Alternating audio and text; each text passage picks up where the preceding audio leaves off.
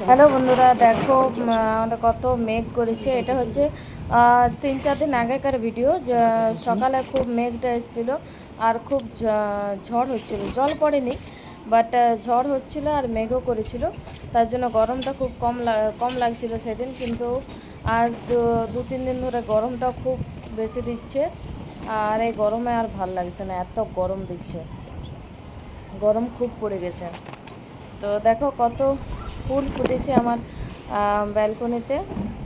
এই ফুলগুলো দেখো, অনেক ফুল ফুটেছে, অনেক ফুল ফুটেছে।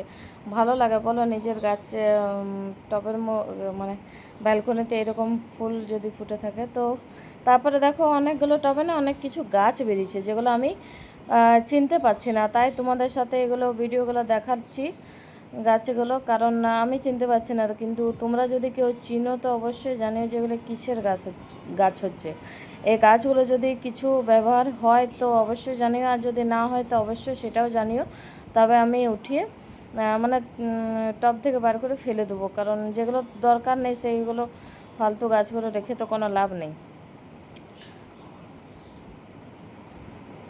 তো এগুলো কিসের কিসের গাছ হচ্ছে কেউ যদি জানো তো অবশ্যই কমেন্টে জানিও আমাকে প্লিজ, কারণ আমি চিনতে পারছি না এগুলো কিসের গাছ হচ্ছে। আর দেখো তার মধ্যে আরও কাপড়গুলো পড়ে যাচ্ছে, কাপড়গুলো সব পড়ে যাচ্ছে। দেখো তুলসী গাছটা কত সুন্দর বেরিয়েছে ছোট। আমার তুলসী গাছ আগে ছিল, ওইটা শুকিয়ে গেছিলো, সেই জন্য ওইটা উঠিয়ে ফেলে দিয়েছি। আর ওইটাতে যে বিচিগুলো ছিল ওইগুলো আমি টবে দিয়ে দিয়েছিলাম, তাই ছোট ছোট ছোট ছোট চারা বেরিয়েছে এখন তুলসী গাছের।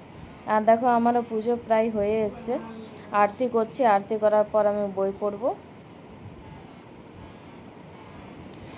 আর চলো আমরাও একটু সবাই মিলে প্রার্থনা করি, যেমন আমাদের সীমাতে যারা যারা এই যুদ্ধ হচ্ছে, যে কিছু হচ্ছে সেটার জন্য সবাই মিলে প্রার্থনা করি যেমন সব ঠিক হয়ে যায়। কারণ যুদ্ধ হওয়াটা তো বড় ব্যাপার নয়, যুদ্ধ তো হয়ে যাবে, কিন্তু যুদ্ধের পরের যে পরিণাম ওইটা খুব খারাপ হয়। সেই জন্য চাই না যে যুদ্ধ হোক বলে, সব কিছু যেমন ভালোভাবে মিটমাট হয়ে যায়। যা কিছু হলো অনেকটাই হলো, আর যুদ্ধ যেমন না শুরু হয় সেটাই আশা করি। কারণ আমাদের মতন অনেকেরই হাজব্যান্ড যারা বর্ডারে আছে তাদের তো খুব চিন্তা হয় স্বাভাবিক। কারণ যুদ্ধ হলে তো অনেক ঘরের মানে কি বলবো, কারো বাবা, কারো স্বামী, কারো ছেলে হারাতে পারে। সেই জন্য চাই না যে যুদ্ধ হোক বলে।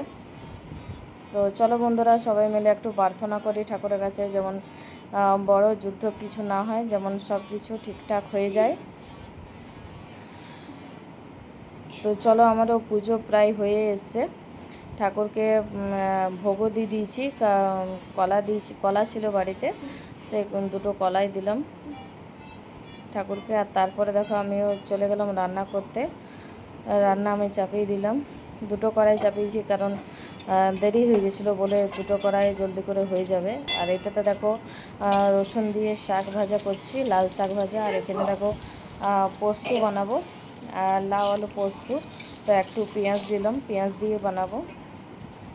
এদিকে ভাতটাও অর্ধেকটা হয়ে পরে আমি নামিয়ে দিয়েছি, পরে যখন সব হয়ে যাবে তারপরে ভাতটা একবার ফুটিয়ে নিয়ে। আর দেখো ওখানে শাকটা হয়ে গেছে, শাকটা হওয়ার পরে এটাতে আমি কুঁদুরি ভাজবো, সেই কুঁদুরির জন্য পেঁয়াজগুলো ভাজছি। পেঁয়াজগুলো ভাজার পর কুঁদুরিগুলো দিয়ে দিলাম। আর এদিকে পোস্তটাও হয়ে গেছে, তো এদিকে পোস্তটা হয়ে গেছে। এদিকে মাংসের জন্য ক্যাপসিকাম পেঁয়াজটা ভেজে দিয়েছি। আর এদিকে দেখো মাংসর রঙটা কত সুন্দর এসছে।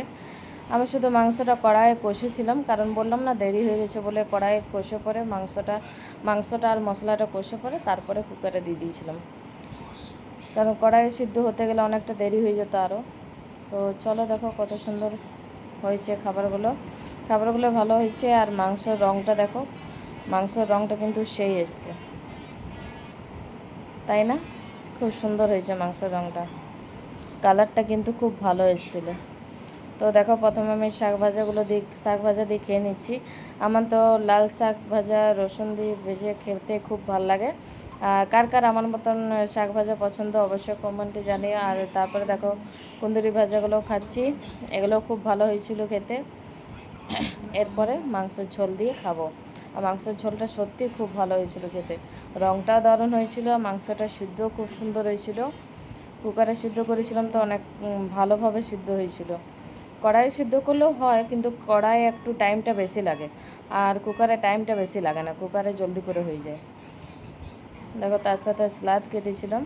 আমার এই গরমকালে কিন্তু স্যালাদটা খুব ভাল লাগে, বিশেষ করে কাকুরটা আর টমেটো ছিল না বলে টমেটো কাটিনি, শশা ছিল, শশা আর পেঁয়াজ কেটেছিলাম। ওকে বন্ধুরা, বাই বাই।